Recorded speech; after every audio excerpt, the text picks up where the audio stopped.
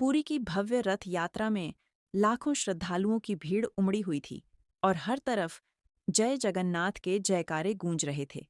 उसी भीड़ में 7 साल का छोटा आरव अपने माता पिता के साथ रथ के दर्शन करने आया था। रथ आगे बढ़ा, लोग उत्साह में झूमने लगे और उसी धक्का मुक्की में आरव का हाथ अपनी माँ के हाथ से छूट गया। उसने चारों तरफ देखा, लेकिन उसे अपने माता पिता कहीं दिखाई नहीं दिए। घबराकर उसकी आंखों में आंसू आ गए और वह जोर जोर से रोने लगा।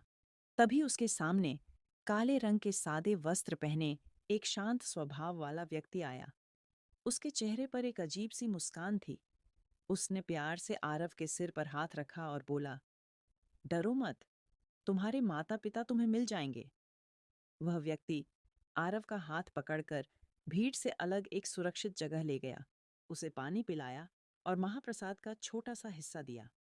धीरे धीरे आरव का डर कम होने लगा। उधर उसके माता पिता पुलिस और स्वयंसेवकों की मदद से उसे हर जगह ढूंढ रहे थे। काफी समय बीत गया, लेकिन आरव का कोई पता नहीं चला।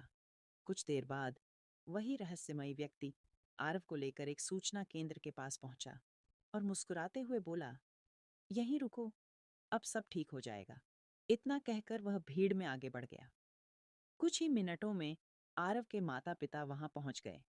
अपने बेटे को सुरक्षित देखकर उनकी आंखों से खुशी के आंसू बहने लगे। उन्होंने तुरंत चारों ओर देखा कि उस व्यक्ति को धन्यवाद दे सकें, लेकिन वह कहीं दिखाई नहीं दिया। उन्होंने आसपास खड़े लोगों से पूछा, अभी जो काले कपड़ों वाला व्यक्ति इस बच्चे को यहाँ छोड़कर गया, वह कहाँ गया? सबने एक ही जवाब दिया, हमने तो किसी ऐसे व्यक्ति को देखा ही नहीं।